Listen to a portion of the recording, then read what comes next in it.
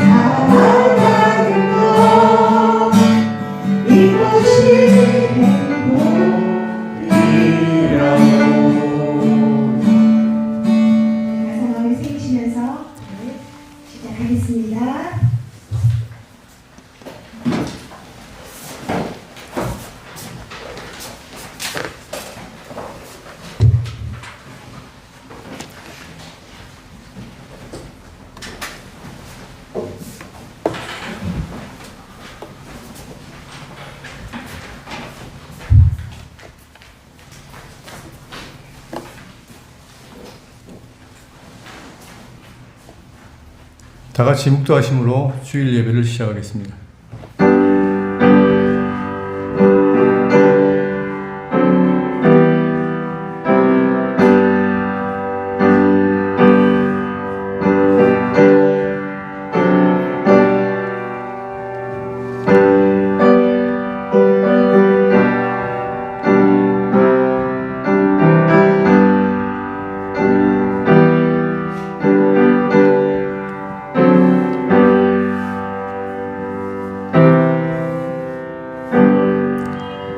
내가 붙드는 나의 종, 내 마음에 기뻐하는 자, 곧 내가 택한 사람을 보라. 내가 나의 영을 그에게 주었은즉 그가 이방의 정의를 베풀리라. 그는 외치지 아니하며 목소리를 높이지 아니하며 그 소리를 거리에 들리게 하지 아니하며 상한 갈대를 꺾지 아니하며 꺼져가는 등불을 끄지 아니하고 진실로 정의를 시행할 것이며 그는 쇠하지 아니하며 낙담하지 아니하고 세상의 정의를 세우기에 이르리니 섬들이 그 교훈을 앙망하리라. 나 여호와가 너를 불렀은즉 내가 내 손을 잡아 너를 보호하며 너를 세워 백성의 언약과 이방의 빛이 되게 하리니 내가 눈먼 자들의 눈을 밝히며 갇힌 자를 감옥에서 이끌어내며 흑암의 한 자를 감방에서 나오게 하리라. 아멘. 찬송가 4장 하시겠습니다.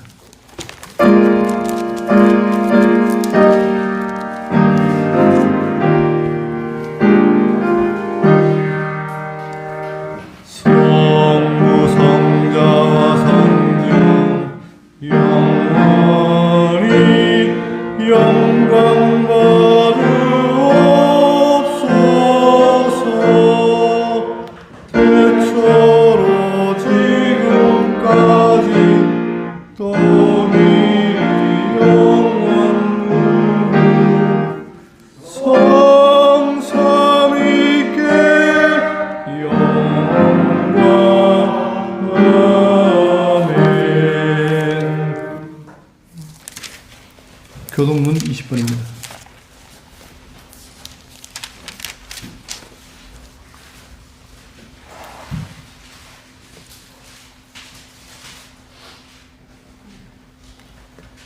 너희 의인들아 여호와를 즐거워하라. 찬송은 정직한 자들이 마땅히 할 바로다.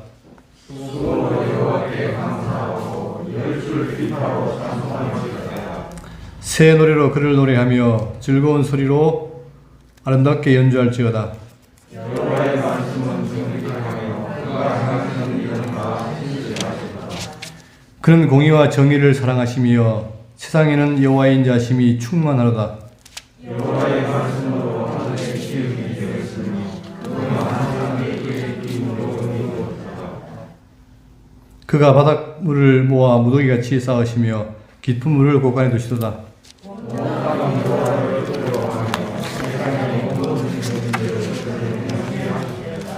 아멘.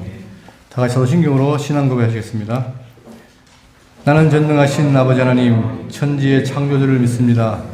나는 그의 유일하신 아들 우리 주 예수 그리스도를 믿습니다.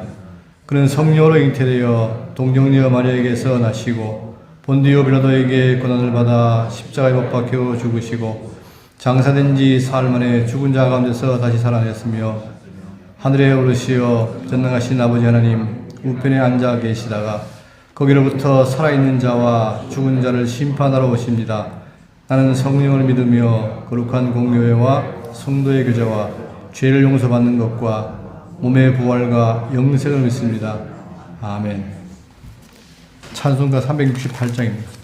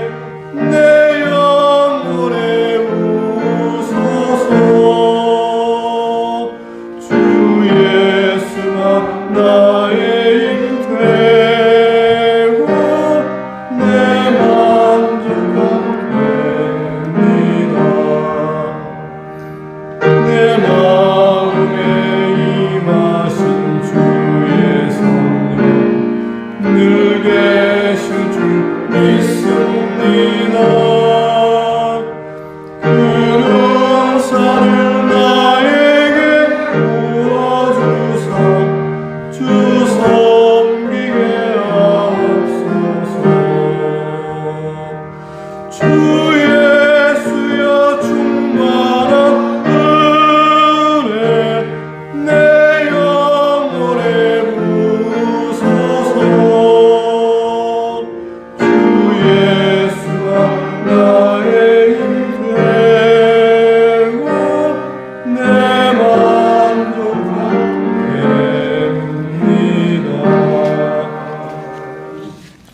조혜진 집사님 기도 인도하시겠습니다.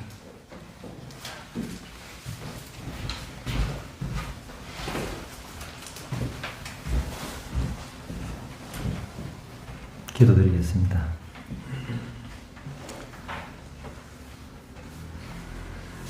하나님의 긍휼하심과 오래 참으심에 감사를 드립니다. 우리의 원함도 아니요 오직 기뻐하시는 하나님의 뜻으로 말미암아 우리를 하나님의 자녀 삼으시고 영존하신 나라의 백성이요 왕같은 제사장 삼으신 그 크신 은혜를 감사를 드립니다.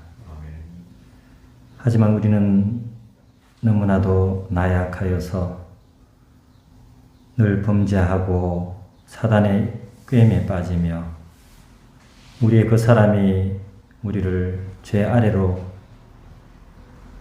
끌고 감을 고백하게 됩니다. 이럴 때마다 육신으로 오셔서 우리와 같이 시험을 받으시고 우리의 연약함을 아시는 예수 그리스도의 긍휼을 간구하며 그 때를 따라 돕는 은혜를 얻기 위하여 그 은혜의 보좌 앞에 담대히 나아가게 하여 주시옵소서. 하나님 지으신 땅과 하늘은 멸망하지만 하나님이 영존하시고 그것들은 옷과 같이 헤어지지만 옷과 같이 헤어지기에 우리가 무엇을 위해 살아야 할까 늘 깨어 기도하며 형제 사랑, 이웃 사랑하는 일에 수고하고 매진하도록 주께서 인도하여 주시옵소서. 간구하옵기는 이런 평화로운 신앙생활을 하는 데에 세상 풍속대로 자기를 사랑하고 재물을 사랑하는 자같이 되지 말게 하셔서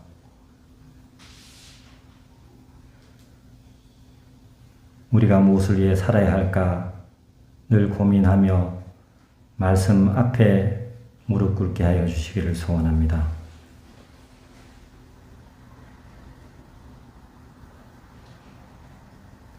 광야길 가는 동안 빠른 인생길 앞에서 결국은 결산하실 이 앞에 만물이 벌거벗은 것 같이 드러난다 하셨으니 우리가 겸손과 온유로 우리의 구원에 달려갈 길을 달려가게 하시고 하나님 우리에게 주어진 이 시간들을 이 세월들을 아껴서 우리가 어떻게 살아야 할까 늘 생각하고 살아가게 하여 주시기를 소원합니다. 우리가 바른 폿대를 향해 나아갈 수 있도록 늘 말씀 안에 거하게 하시고 주님과 교제케 하시고 교제할 때마다 그 영광의 천국을 생각할 때마다 우리 마음이 설레이게 하시고 그리하여서 항상 기뻐하며 범사에 감사하며 늘 기도할 수 있도록 주께서 인도하여 주시옵소서. 오늘도 예수 그리스도의 그 복음을 통하여서 천국이 가장 소중하며 우리가 태어난 것도 살아가는 것도 하나님 나라를 위해서 하나님을 위해서 살아간다는 것을 잊지 않게 하셔서 우리의 본분들을 잊지 않고 살아갈 수 있도록 주께서 인도하여 주시옵소서. 오늘도 참석치 못한 영혼들 어디에 있든지 주께서 같은 은혜로 채우시고 우리가 모인 이 교회 늘 지킬 수 있도록 이 말씀을 잘 보존할 수 있도록 이 말씀이 잘 전해질 수 있도록 우리들이 늘 충성하고 열심을 다할 수 있도록 주께서 인도하여 주시옵소서. 오늘도 말씀을 통하여서 우리가 진리 안에 은혜 안에 그리스도의 평강 중에 거하게 하셔서 천국의 안식을 맛보는 하루가 되도록 주께서 인도하여 주시기를 원하오며 예수님의 이름으로 기도드립니다. 아멘.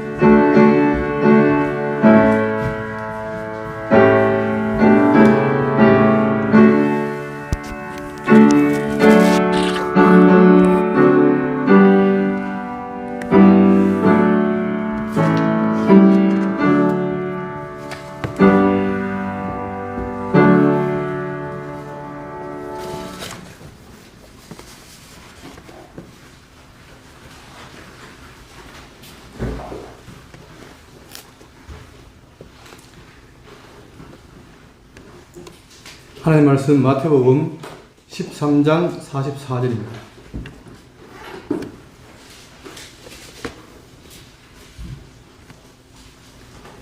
천국은 마치 밭에 감추인 보화와 같으니 사람이 이를 발견한 후 숨겨두고 기뻐하며 돌아가서 자기의 소유를 다 팔아 그 밭을 사느니라. 또 천국은 마치 좋은 진주를 구하는 장사와 같으니 극히 값진 진주 하나를 발견하며 가서 자기의 소유를 다 팔아 그 진주를 사느니라. 아멘. 두 절 봉독해 드렸습니다.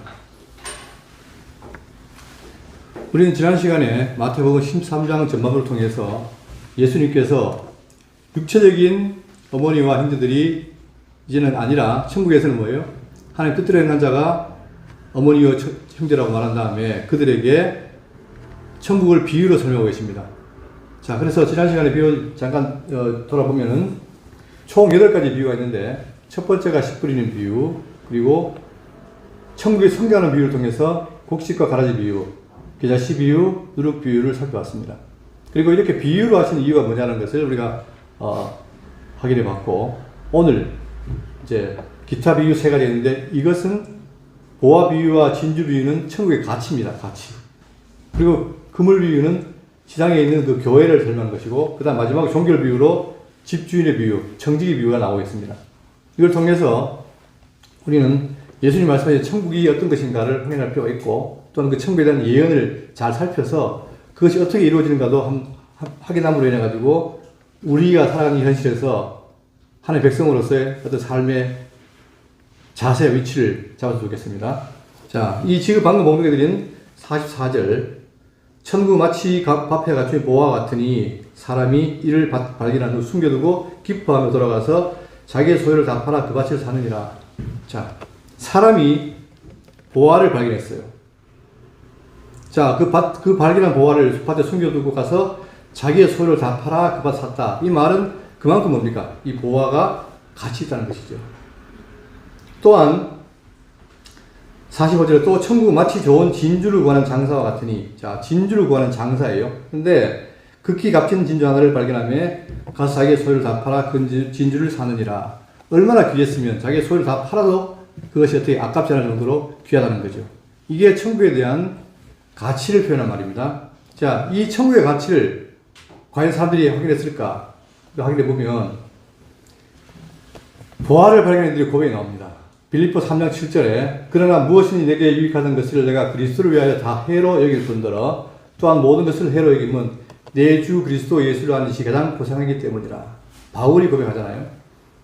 그리스도를 아는 것이 가장 고상하다. 그리고 내가 지금까지 살았던 모든 것이 다 해로 여긴다. 이렇게 고백합니다. 그리고 골로새서 2장 2절을 보시면 이는 그들로 마음의 위안을 받고 사랑 안에서 연합하여 확실한 이해의 모든 풍성함과 하나님의 비밀인 그리스도를 깨닫게 하려 함이니 그 안에는 지혜와 지식의 모든 보화가 감추어져 있느니라.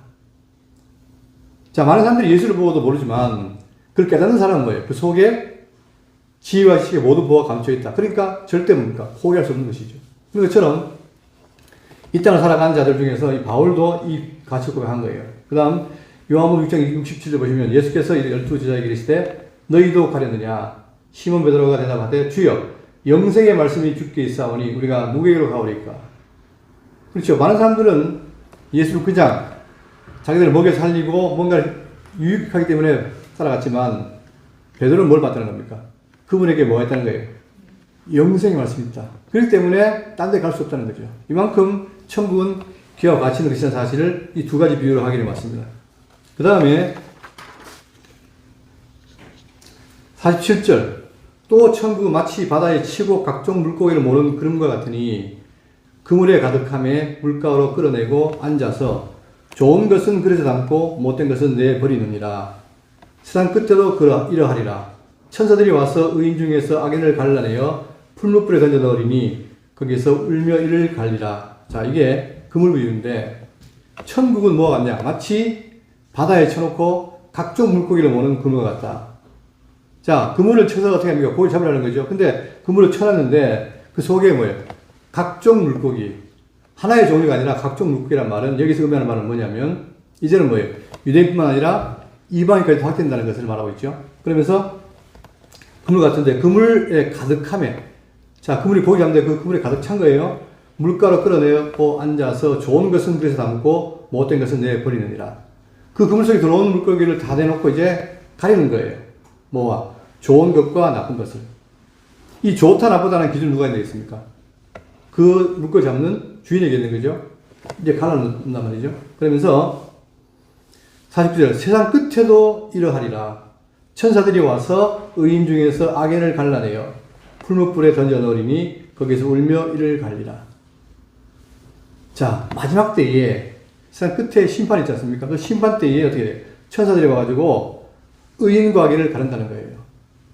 마태복음 25장에 내용 보면 뭐예요? 양과 염소를 나눈다는 거예요. 좋은 것과 나쁜 것을 나눈다는 거예요. 그러나 이 지상 천국에는 뭐예요? 모든 물고기가 다 들어와 있다는 거죠. 이걸 다른 말로 알곡과 가라지예요. 그러나 외형적으로 구분하기 쉽지 않습니다. 지난번에 좀 가라지 비유를 말씀드렸지만 자세히 보지 않으면 잘 모른다 이 말이에요. 그러나 이 그물 속에는 그런 것들이 있다. 그런데 어쨌든 간에 마지막에 불리한 작업이 심판이 일어난다. 그리고 악인을 갈라서 어떻게 해요? 풀무불에 던져 넣으리니 거기서 울며 이를 갈리라 라고 말하고 있습니다. 이렇게 자 비유를 말씀하신 다음에 51절 이 모든 것을 깨달았느냐 하시니 대답하되 그러하오이다.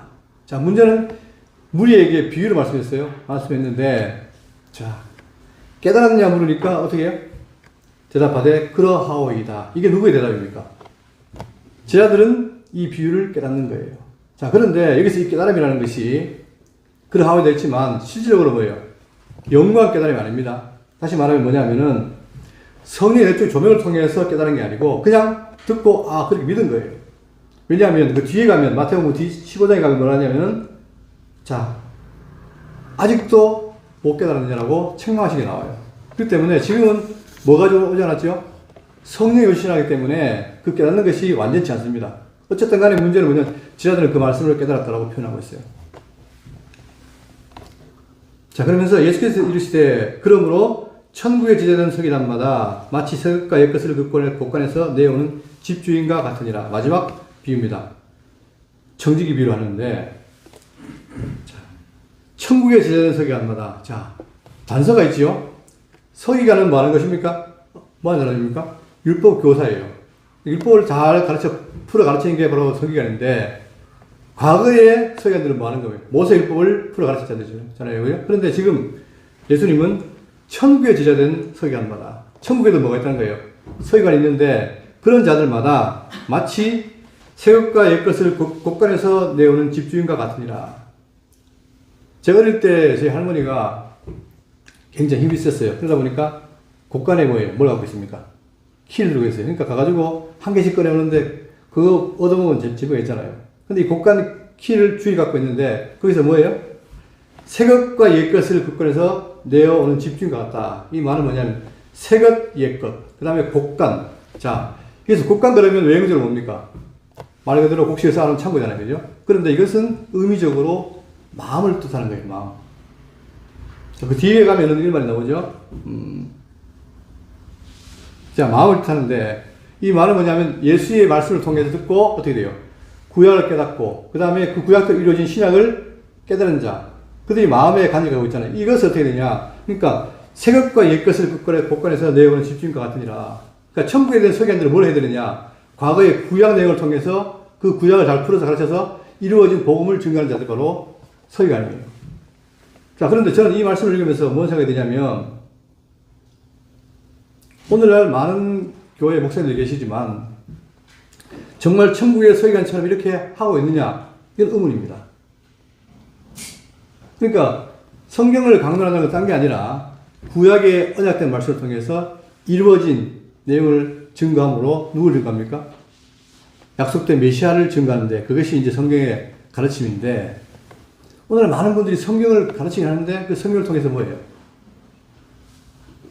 이 진리의 말씀을 옛것과 새것을 증거하는 게 아니라 그걸 빼내서 어떻게 됩니까? 자기가 요리해서 자기 설교를 하는 거예요.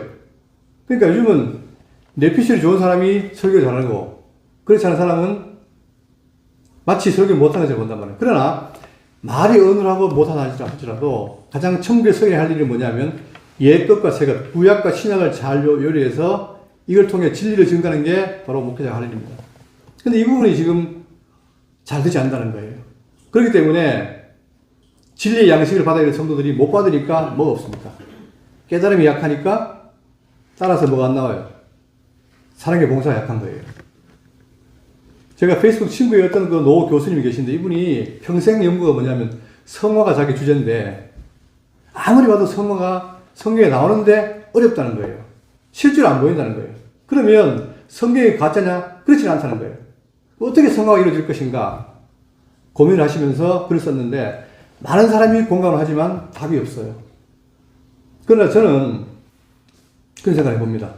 결국은 지금 풍요 속에 빈 건이라 한국교회가 많이 성장하고 풍요하지만 내적인 풍요가 없다는 거예요. 그 말은 뭐냐면 진리를 듣고 깨달음으로 인해서 정말 그 진리에 대한 감동, 사랑의 감동 이것이 느껴지면 얼마든지 어떻게 됩니까? 그 감동한 대로 서로 봉사하고 섬길 텐데 그것이 없는 거예요.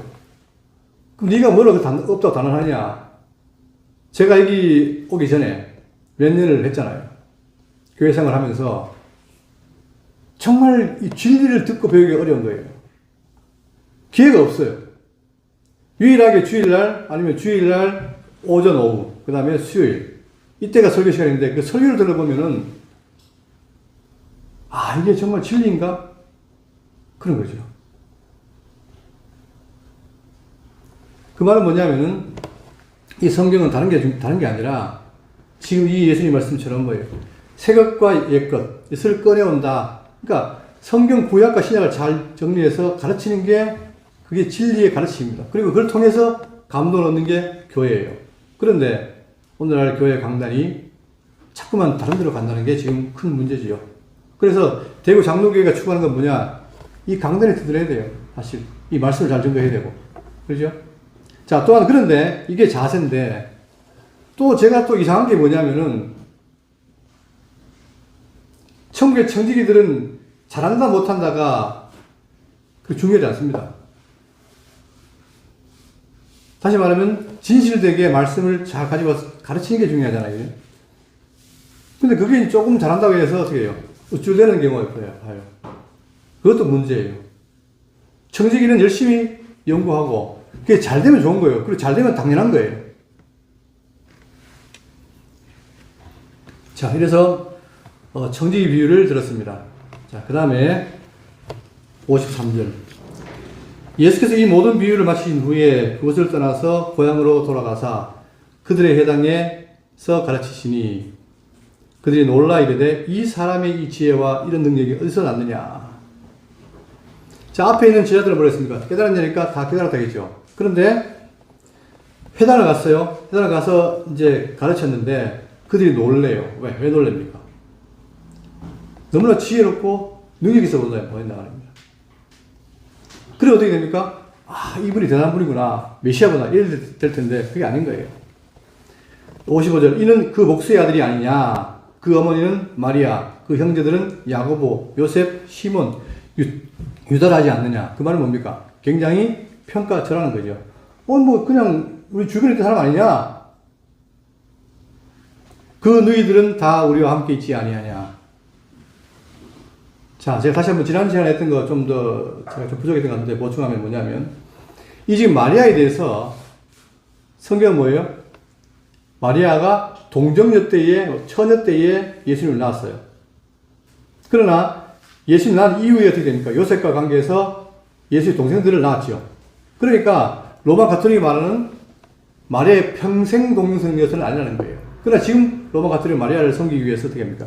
평생 동정녀이다. 다시 말해 처녀다 이 말이에요. 그게 아니라는 거예요. 그러니까 예수님은 동정녀로 아들을 낳았고 예수님 낳았고 그 이후에 뭐다? 예수의 동생들을 낳았다. 그렇기 때문에 처녀가 아니라는 거예요. 이게 성경 가르침입니다.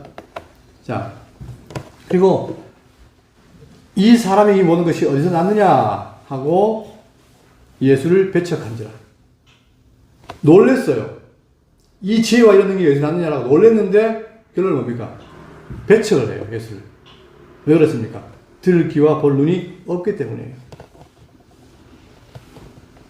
자, 마태복음 12장 33절에 보세요. 나무도 좋고 열매도 좋다 하든지 나무도 좋지 않고 열매도 좋지 않다 하든지 하라. 그 열매로 나무를 아느니라. 제가 지난번 12장한테 말씀드렸잖아요. 뭐냐면은 나무가 있으면 나무가 튼튼하고 좋으면 열매가 좋아요. 반대로 나무가 나쁘면 어떻게 열매가 나쁘다 이 말입니다. 그러면 그 열매로 아는데 중요한 건 예수님이 지금 가르친 분을 봤더니 뭐예요? 지혜롭고 능력이 있어요. 그러면 지혜롭고 능력이 있다면 그걸 말한 예수님이 누구다? 정말 그 나무가 대단한 분이다를 알아야 되는데 그걸 들어놓고 어떻게 합니까? 예수를 배척을 해요. 아니 우리가 똑같은 하찮은 자가 어떻게 이렇게 했을까라고 오히려 배척한다고 해요. 그러니까 34절 독사의 자식들아 너희는 악하니 어떻게 선한 말을 할 수 있느냐 이는 마음에 가득한 것을 입으로 말함이라. 선한 사람은 그 쌓은 선에서 선한 것을 내고 악한 사람은 그 쌓은 악에서 악한 것을 내느니라. 다시 말하면 이들은 뭐라는 거예요? 악하다는 거예요. 그러니까 아무리 좋은 말을 들려도 예수님을 메시아로 보지 못하고 그분을 하나님 아들로 인정하지 못한다는 얘기입니다.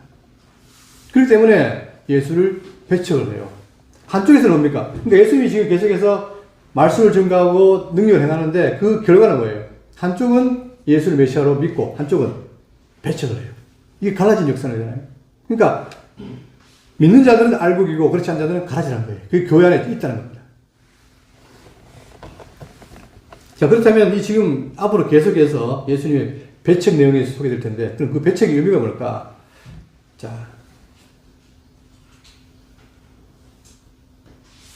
거기 50절 봅니다. 예수를 배척한지라 예수께서 그들에게 말씀하시되 선지자가 자기 고향과 자기 집 외에서는 존경을 받지 않음이 없느니라 하시고 그럼 예수님이 왜 배척받느냐? 근거를 드시기를 구약에 선지자가 자기 고향과 자기 집 외에서는 존경을 받지 않음이 없느니라고 하시고 했죠. 그럼 이게 어디 있느냐면 자 예레미야 1장 1절에 베냐민 땅 아나도스의 제사장들 중 힐리야의 아들 예레미야의 말이라. 자 예레미야라는 선지자가 있는데 그 사람이 아나도스 사람이에요. 근데 예레미야 11장 21절 여호와께서 아나도스 사람에게 대하여 이와 같이 말씀하시되 그들이 내 생명을 빼앗으려고 찾아 이르기를 너는 여호와의 이름으로 예언하지 말라. 두렵건대 손에 죽을까 우리 손에 죽을까 하노라 하도다. 다시 말하면 예레미야가 선지자인데 선지자는 당연히 뭡니까? 하나님의 말씀을 증거할 자잖아요. 그런데 그 증거를 못하게 하는 거예요. 왜? 누가? 바로 같은 고향 사람이. 이 사건처럼 예수님도 뭐예요? 고향에서 지금 배척을 받는다는 겁니다. 그러면 이 배척은 장차 뭘 말하느냐? 첫째, 이 배척을 통해서 어떻게 해요? 예수님이 결국은 어떻게 합니까? 마지막에 죽게 되죠. 그러니까 구속 사건을 미리 예고하는 거예요. 그럼 두 번째로, 그러니까 유대인들이 예수를 배척하니까 나중에 그것이 어떻게 됩니까? 이방인에게 나아가야 돼요. 이방에 나아갈 때는 예고입니다. 그리고 마지막으로 유대인들은 어떻게 돼요? 그 당시 유대인들은 예수를 배척한 자들은 육신과 영혼의 질병을 치유할 수 있는 기회를 상실하게 된다. 이걸 증거하고 있습니다. 자, 이렇게 해서 57절까지 다 했습니다. 자, 그러면 이제 이게 13장이죠. 14장 이하에는 뭐냐면은 보세요. 14장 이하에는 17장까지 계속해서 뭡니까? 메시아의 사역이 나와요. 그리고 십자가가 소개되고 있는데 자, 이거 한번 정리할 필요가 있는데 뭐냐면은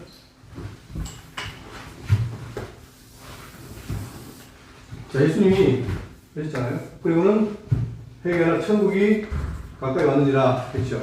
그러니까 천국이 시작된 거예요. 그리고 이 천국이 어디까지? 마지막 세상 끝날 심판 때까지 이어진다. 자, 그러면서 이 천국에 씨앗이 있는데 각종 밭에다가 뿌리잖아요. 그죠? 밭에 주인이 씨를 뿌려요. 자, 그러다 보니까 그 속에 뭐가 있다? 알곡도 있고, 그다음 가라지도 있어요. 또한 이 속에는 뭐다? 각종 물고기가 들어온다 했죠, 아까 그 물에.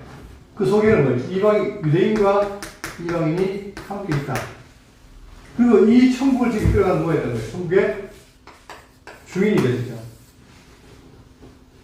자, 이게 이렇게 비유로 장치를 천국을 뭐 했습니까? 예수님이 뭐라 했죠? 천국에 대한 예언을 했죠. 이 예언. 이 예언대로 지금 이루어져 가는 것을 14장부터 17장까지 소개하고 있는데, 예를 들면, 보세요. 거기에, 가난한 여인이 믿음입니다. 가난한 여인이 믿음. 가난한 여인이 누굽니까? 흔히 말하는 이방인이에요. 근데 이방인이 뭡니까? 믿기 시작해요. 그게 바로 어떻게 돼요? 여기 예언한 이 예언에 대한 성취인 거예요. 그리고 오늘 나오지만, 자, 세례 요한의 죽음을 이제 증거하는데 이게 핵심이 뭐냐면 예수님이 많은 이적을 행하니까 그걸 듣고 그 헤롯 왕이 뭐라 합니까 예수를? 이는 누구다? 세례 요한이 부활했다. 메시아다 이렇게 하지 않고 세례 요한이 부활했다 이렇게 말해요. 결국은 예수를 뭐로 보는 거예요? 그러니까 세례 요한이 죽었다 살아난 걸로 보는 거예요. 이런 걸 뭐랍니까? 진리를 바로 듣지 못하는 귀가 없는 뭐다? 가라지는 얘기예요. 그러니까 이 예언이 실제로 일어나는 사건들을 예수님이 뭐예요? 사역을 통해 보여주는 거예요. 그러니까 13장에 나오는 그 비유가 실질적으로 역사 속에 일어나는 것을 보여주는 것이 바로 14장부터 17장까지 내용이다. 자, 이게 마태복음을 연구하는 분들이 어려워요. 왜? 각자 연구하는 사람마다 이 내용을 다 달리 봐요. 그러나 뭔가 논리적으로 연결시켜야 되는데 저는 이 13장에 나오는 천 비유, 이 비유에 대한 실질적인 사건이라고 풀어가겠습니다. 자, 그럼 본문으로 가셔서 14장 1절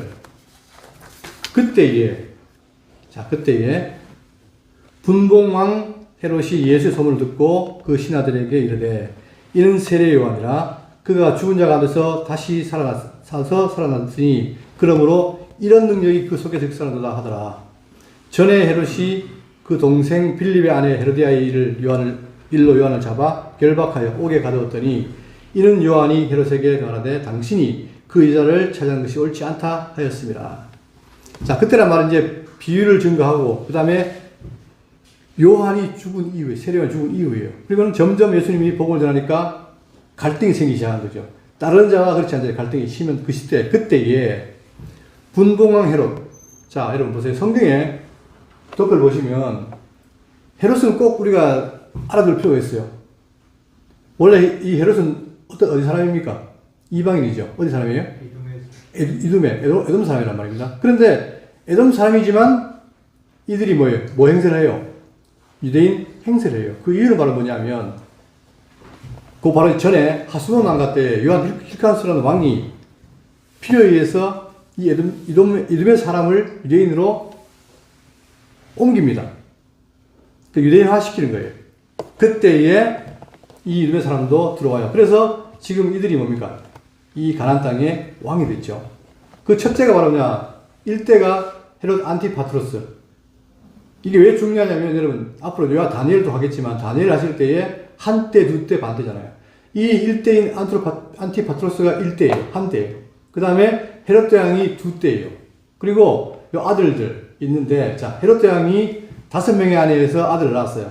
여러분 관심 가질 건 뭐냐면 미리암네 2세의 아들인 헤롯 빌립 1세 그 다음에 헤롯 아켈라오, 헤롯 안티파트로스, 안디바라죠. 성경에 안디바. 그 다음 빌립 2세인데 이게 왜 중요하면 이들이 분봉, 그러니까 헤롯 대왕이 죽고 나서 영토를 나눠가지고 분봉하게 된 거예요. 자, 그러면 지금 여기 나오는 분봉 헤롯은 누구냐면 바로 여긴 안티파트로스입니다. 안디바. 여러분 기억하세요? 헤롯 아켈라오는 누굽니까? 아켈라오는 어디를 지금 다스렸어요? 예루살렘과 그 주변 유대를 다스린 거예요. 그래서 박해를 피해가지고 요셉이 애국 갔잖아요. 애국 갔다가 어디로 갑니까? 베들레헴으로 온 게 아니고 어디로 가요? 갈릴리로 가죠. 그 이유가 뭐예요? 그때 누가 있기 때문에 헤롯 아켈라오가 살아있다는 말을 듣고 북쪽으로 가는 거냐. 그때 그 북쪽으로 다스린 게 누구냐? 헤롯 안디바예요.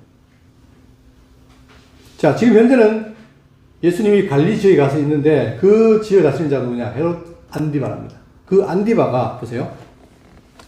예수의 소문을 듣고 지금까지 가르치고 행적으로 가르치는 모든 걸 본 거예요. 듣고 그 신하들에게 이르되 이는 세례 요한이라. 보십시오. 세례 요한이 당시 자기가 볼 땐 특출했잖아. 그죠? 근데 이가 누구냐? 세례 요한이다. 근데 자기가 죽였거든요. 근데 죽은 세례 요한이 다시 살아났으니 그러므로 그런 능력이 그 속에서 역사한다 하더라. 이렇게 말한 거예요.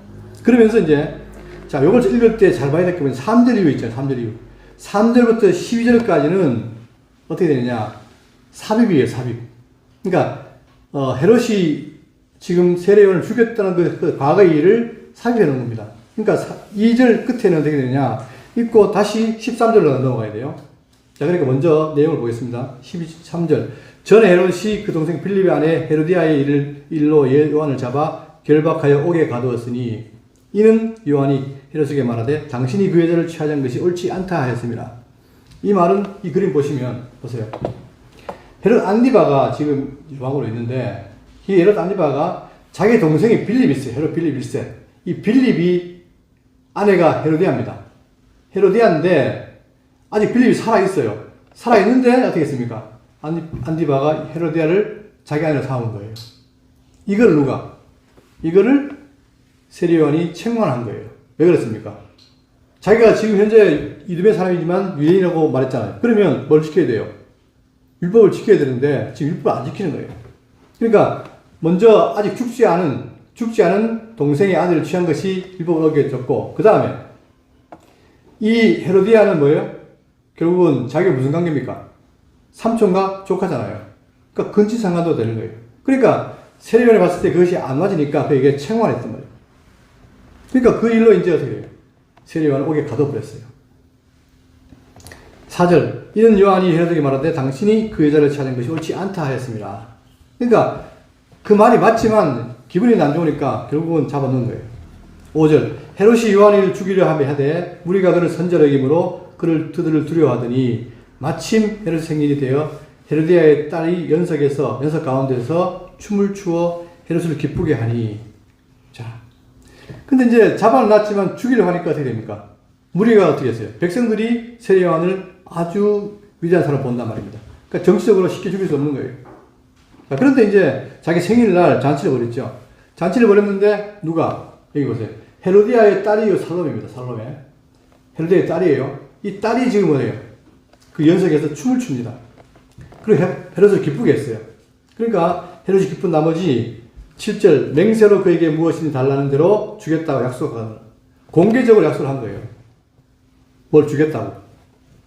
그러니까 8절 그가 제 어머니의 시킴을 듣고 이르되 세례요한의 머리를 소반에 얹어 여기서 내게 주소서 하니 왕이 근심하나 자기가 맹세한 것과 그 함께 앉은 사람들 때문에 주라 명하고 사람을 보내어 옥에서 요한을 목을 베어 그 머리를 소반에 얹어서 그 소녀에게 주니 그가 자기 어머니에게로 가져가니라.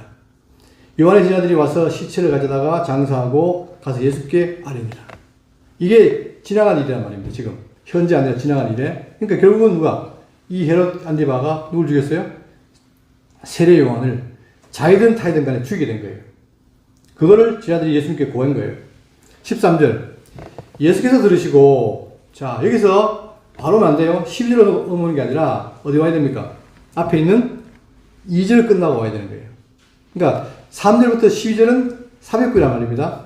그러니까 지금 들었다는 말은 뭐냐면 예수께서 들으시고 이 말은 세례요한이 죽었던 걸 들었다는 게 아니고 지금 뭐예요? 그 위에 가서 1절, 2절에 그 신하들에게 이르되 이는 뭐다? 세례요한이라는 그 말을 들은 거예요. 그리고 세례요한인데 죽은 자 가운데 살아났다. 그 말을 들은 거예요. 자, 그런데 이제 그 전직의 이 세례요한을 누가 어떻게 했습니까? 헤롯 죽였죠. 그러면 지금 당신도 어떻게 됩니까? 예수님도 자기 목숨을 위협받을 거 아니에요. 자, 그래서 들으시고 배를 타고 떠나사 따로 빈들에 가시니 무리가 듣고 여러 고을로부터 걸어서 따라간지라. 자, 이 그림을 보세요. 이 지도를 보시면 자, 이게 이제 헤롯 대왕 이후에 요 밑에 지역, 요 지역을 헤롯 아켈라오가 다스렸고 그 다음에 그 위에 지역이 헤롯 안디바. 예수님 여기 계시잖아요, 지금. 이 갈릴리 지역에. 자, 여기 계셨는데 헤롯 안디바가 지금 자기를 눈여겨보고 예수님 만나려고 그러고 위협을 가하니까 도망가야 되겠죠. 도망가려고 피신을 가야 되겠죠. 그래서 예수님이 어디로 가느냐? 여기에서 배를 타고 건너갑니다. 어디로? 벳세다로. 여러분, 이거 표시 보시면 요 지역은 뭡니까? 누가 다스려요? 헤롯 빌립이에요.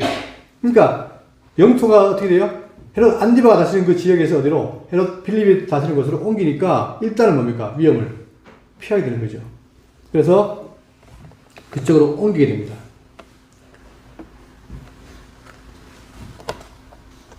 자, 다시 봅니다. 13절. 예수께서 들으시고 배를 타고 떠나사 따로 빈들에 가시니 무리가 듣고 여러 고을로부터 걸어서 떠나간지라. 예수께서 나오사 큰 무리를 보시고 불쌍히 여기사 그 중에는 병자를 다 고쳐주니라. 여전히 예수님은 뭐예요? 오는 자들을 보고 불쌍히 여기고 무리를 고쳤다. 그렇게 말합니다. 자, 이게 이제 아까 말씀드린 것처럼 비유와 관계 있느냐, 어떤 관계 있느냐. 바로 이 자가 누구예요? 이 헤롯 안디바가 결국 뭐예요? 이 비유 중에서 어디에 해당됩니까? 알고일까요? 가라질까요? 가라지죠. 왜? 그의 말, 능력을 보고, 예수의 능력을 보고 했다면 어떻게 됩니까? 아, 정말 이분이 하나님의 아들 메시아구나라고 했어야 되는데, 오히려 그냥 정치적으로, 아, 세례를 살았다. 그러니까 어떻게 다 정적을 제가 이겼다. 그 생각만 있는 거예요.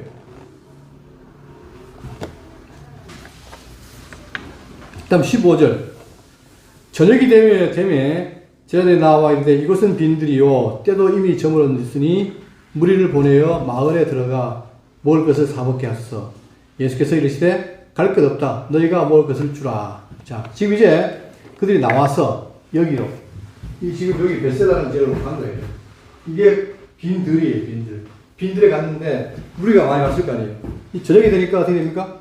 뭘 먹어야 될 거 아니에요? 그러니까 예수님이 하신 말씀이 뭐냐면, 자, 제자들이, 자, 무리를 보내가 마을에 들어가서 먹을 걸 사먹게 하라고 요청하니까 예수님 말씀이 뭐냐. 예수께서 이르시되 갈 것 없다. 너희가 먹을 걸 줘라. 여러분, 이 말하면 어떨까요? 지금 먹을 게 있어요, 없어요?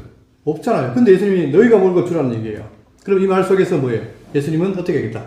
내가 이들을 먹이겠다는 사실을 지금 갖고 있는 거죠. 왜 그렇습니까? 구약에 벌써 그런 사건이 있었다는 거예요. 자, 먼저 다 본 다음에 하겠습니다. 자, 제자들이 이르되 여기 우리에게 있는 것은 떡 5개와 물고기 2마리 뿐입니다. 아무리 봐도 먹을 게 없다 이 말이에요. 한 명이 먹기도 부족한데, 자, 물고기 2마리와 떡 5개밖에 없습니다. 이르시되 그것을 내게 가져오라 하시고 무리를 명하여 잔디 위에 앉히시고 떡 5개와 물고기 2마리를 가지고 하늘으로 축사하시고 떡을 떼어 제자들에게 주시매 제자들이 무리에게 주니 다 배불리 먹고 남은 조각을 12바구니에 차게 거두었으니 먹은 사람은 여자와 어린이 외에 5,000명이나 되었더라. 잘 알잖아요, 우리가 오병이의 사건, 그죠? 그러니까 이 오병이의 사건을 가지고도 어떻게 해요? 자꾸 저도 어릴 때 이걸 통해서 능력자가 되면은 뻥튀기 할 수 있구나. 나도 그런 능력을 키워야겠다. 이렇게 봤지만 그게 아니라 이게 바로 뭐예요? 메시아의 능력이 천국의 주인이신. 자, 천국의 주인이신 그분의 능력이 뭐냐면 이렇게 사람들을 먹일 수 있다는 거죠. 그 배경이 뭐냐? 자, 열왕기 하에 4장 42절을 보시면 한 사람이 바알 살리사에서부터 와서 처음 만든 떡 곧 보리떡 20개와 또 자루에 담은 채소를 하나님의 사람에게 붙들인지라 그가 이르되 우리에게 주어 먹게 하라.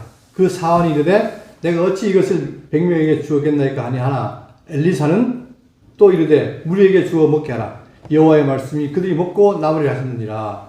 그가 그들 앞에 주었더니 여호와께서 말씀하신 대로 먹고 남았더라. 이 벌써 구약의 엘리사 때에 이런 사건이 있었던 거예요.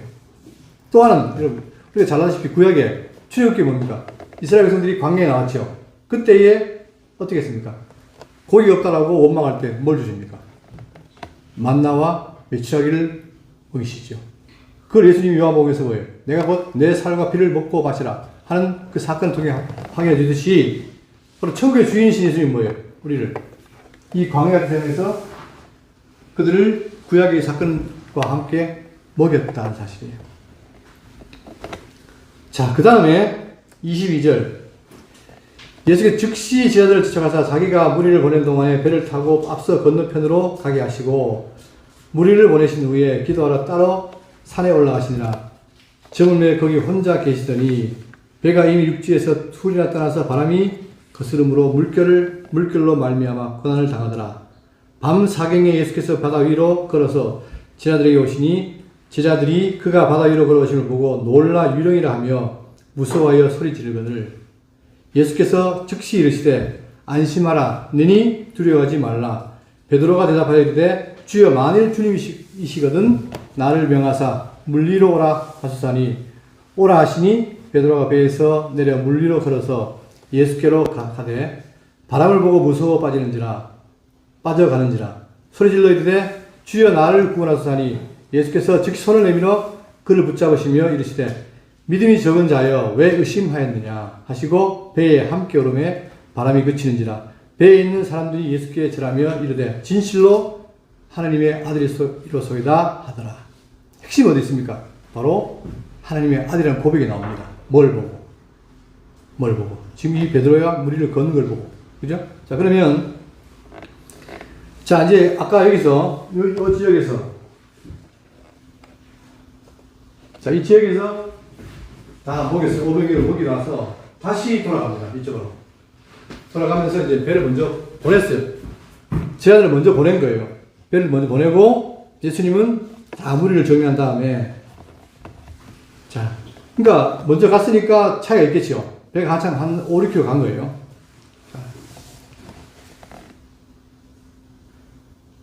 자, 그런데 거기 이제 가는 데에 바람이 불고 물결이 심하니까 이 가는 자들이 고난을 당한 거예요.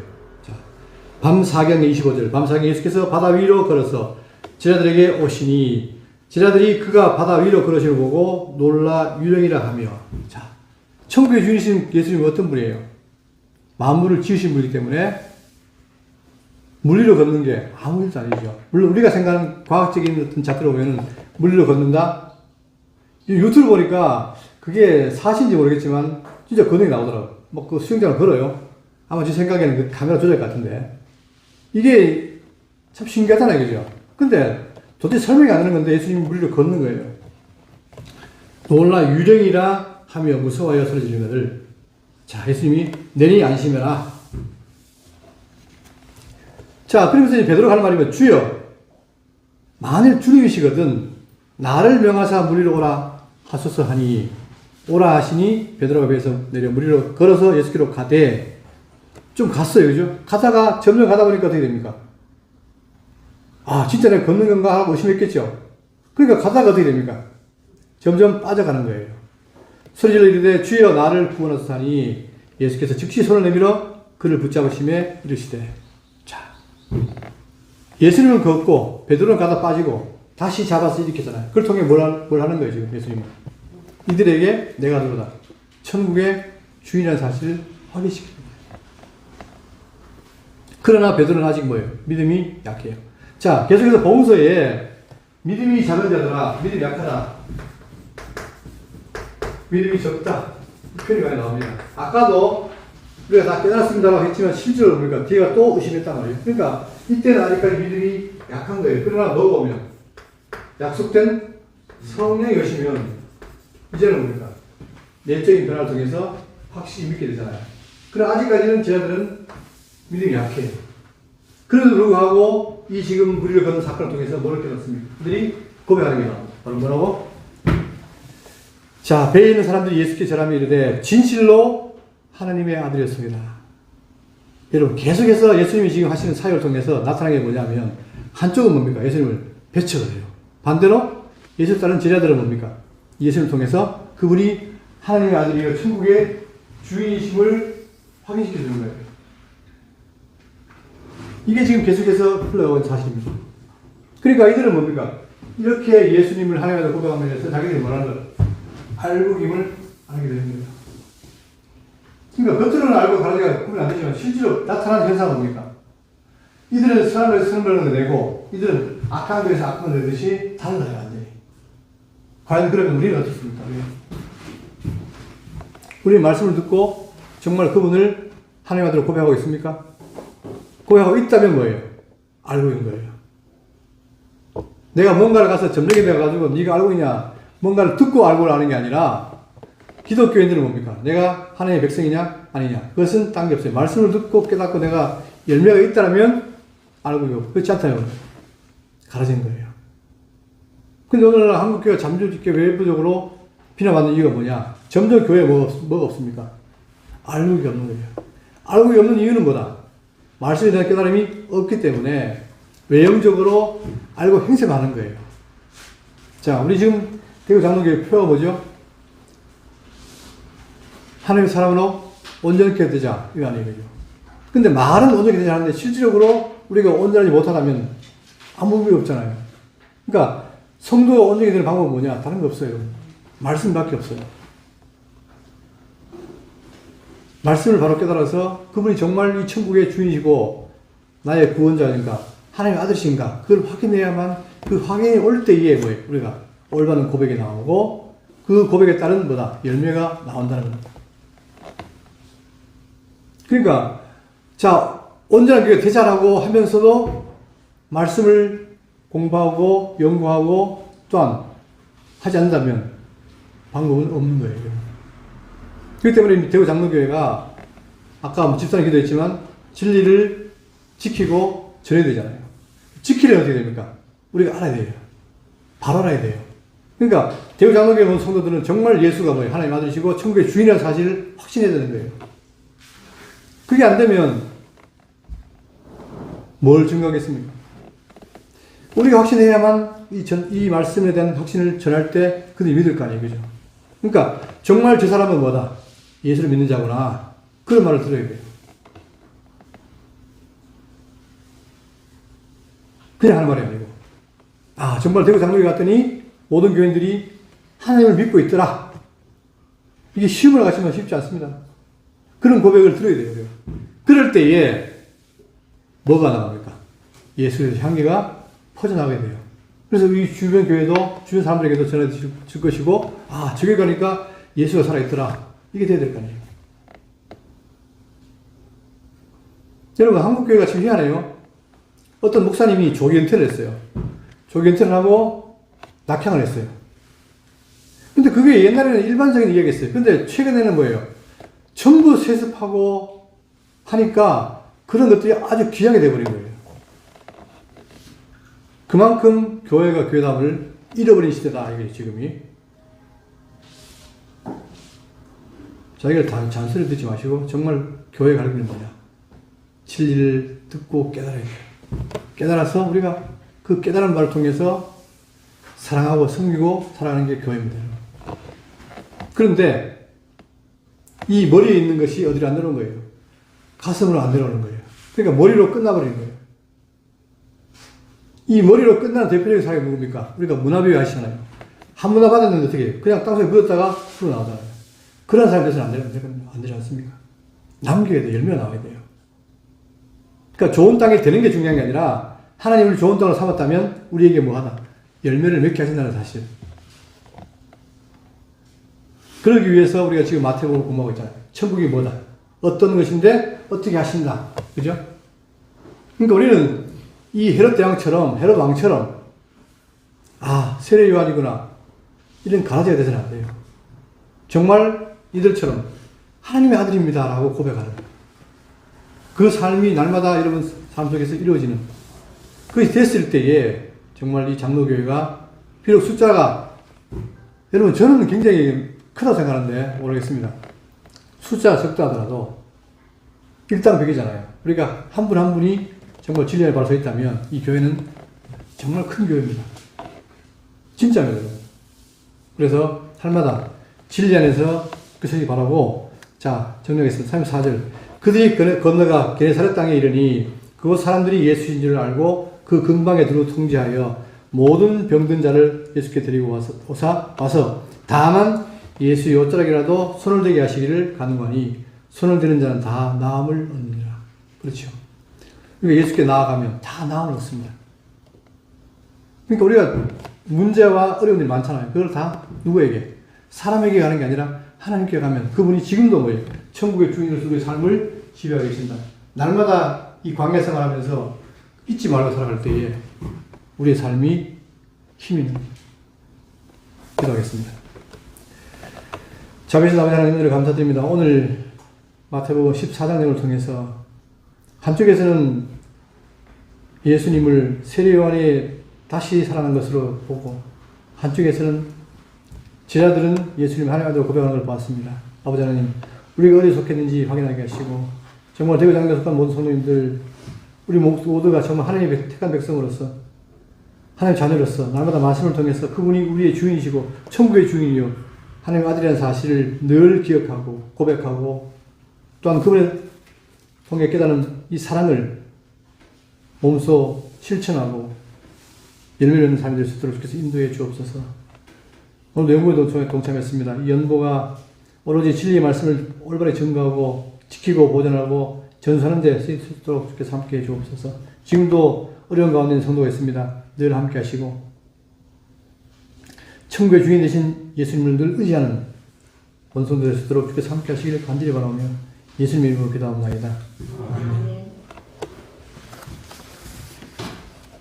545장 하시겠습니다.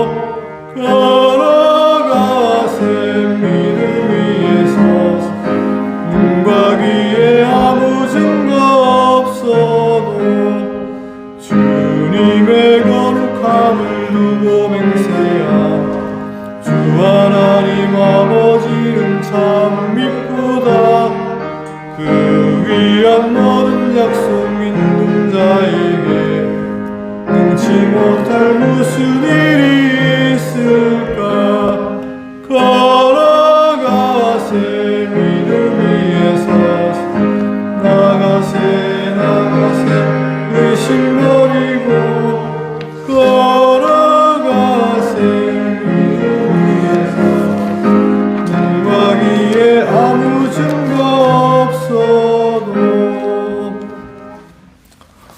오시도 장로님 교회 소식 알려드리겠습니다.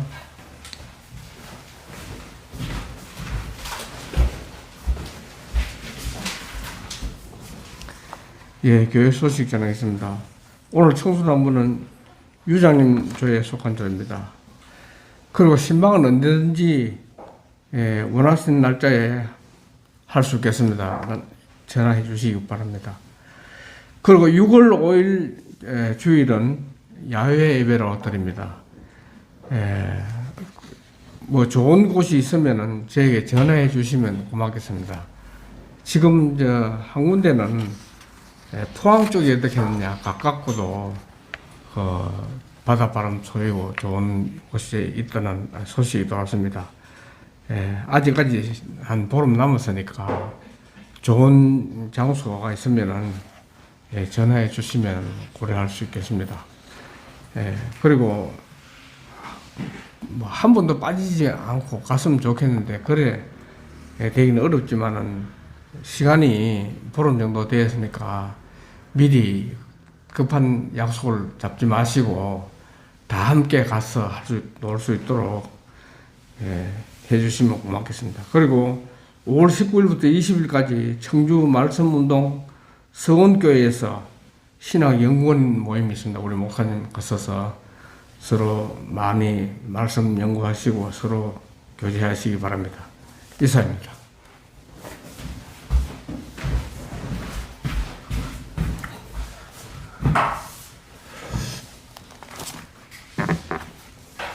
저 까먹었네요. 지금 이걸 미리 보여드렸어야 했는데. 예. 기도하겠습니다.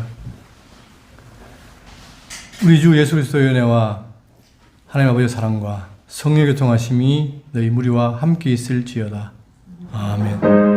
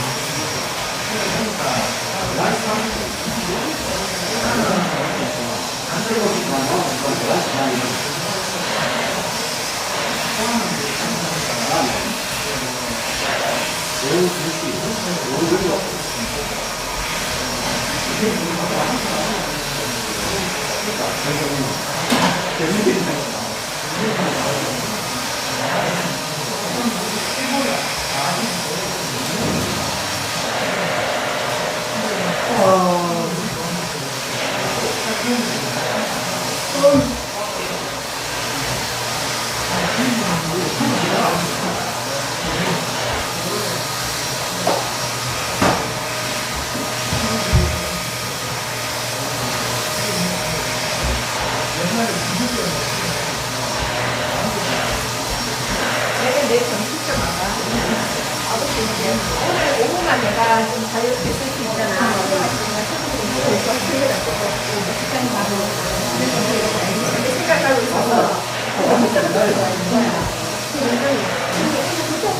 아 내가 괜찮아. 근데 유일하게 쓸 수 있으니까.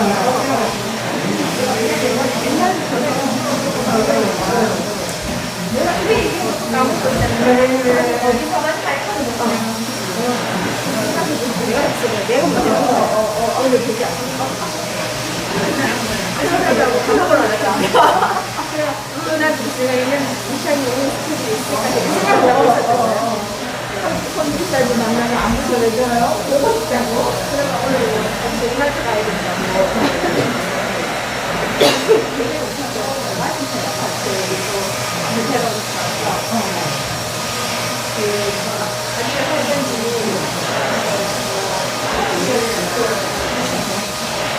지금 살았거든.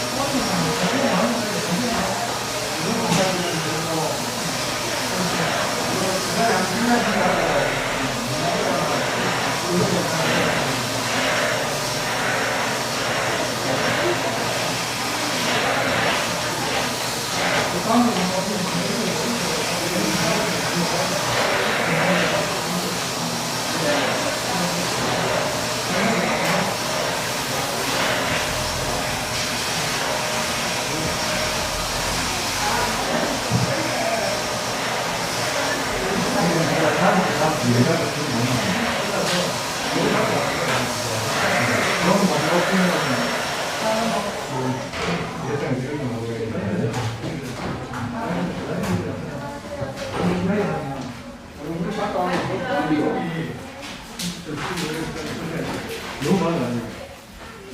여기가 지금은 되는데 그때 너무 달라서. 아, 그래서 오늘 그거 한 장만 한국에라도 광고 올려놓고 오, 색깔이 좀 2년 뒤에 광고를 이런 거 이게 얘기하지 마요. 시간 조절을 해야 되니까. 우리 그 저기 전체 단톡방에 나오는 게 그래요? 단톡방. 아, 그래. 그 단톡방.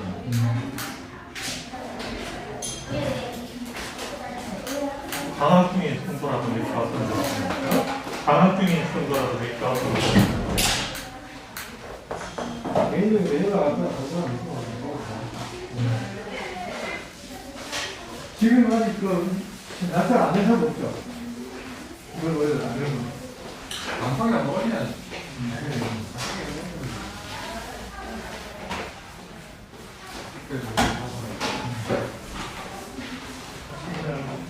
예?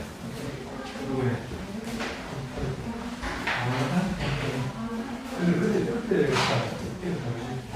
그때 가게 때 오늘 가서 그럴까 안 되겠죠? 무슨 생각일까?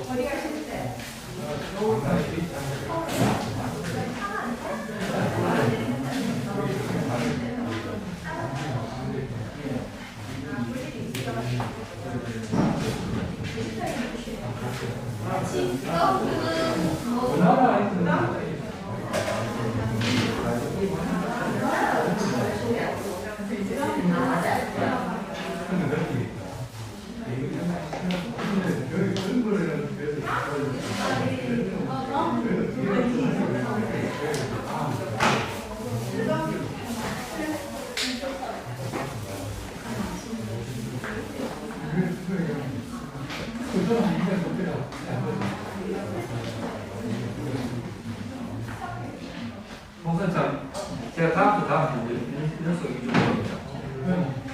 서울하고 용인 가야지 하고 이번 주는 지나치고 먹을 것 같아요. 다음 주 감사해요. 6월 20일까지 6월 5일은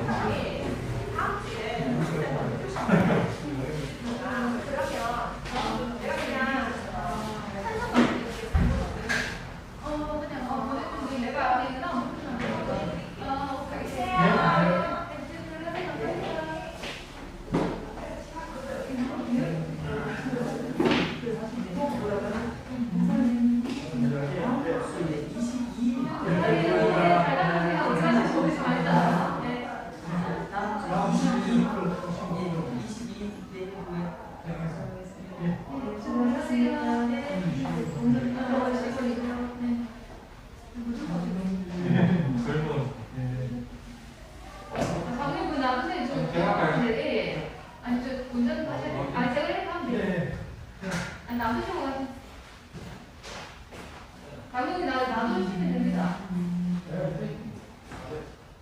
이걸 갖고 킥하면 가지고 있는데 장모님 안 계시니까 나가봤어요. 예? 돈이 안 나네. 야를 예? 여름에는 다음 주 하면 그러니까 되죠. 차 지금 예약됐고, 식당 예약됐고. 다음 맞고 가는 탁기를 가서 그때 애기랑 같이 와주시면 다른 새를 그러게요. 박수만 놀러 가자. 바람이나 쐬자 그냥. 교회 가자는 게 아니고 이러면서. 예, 예. 아주 놀러 오자 이러면. 가서 아주 되게 들어가다고. 아,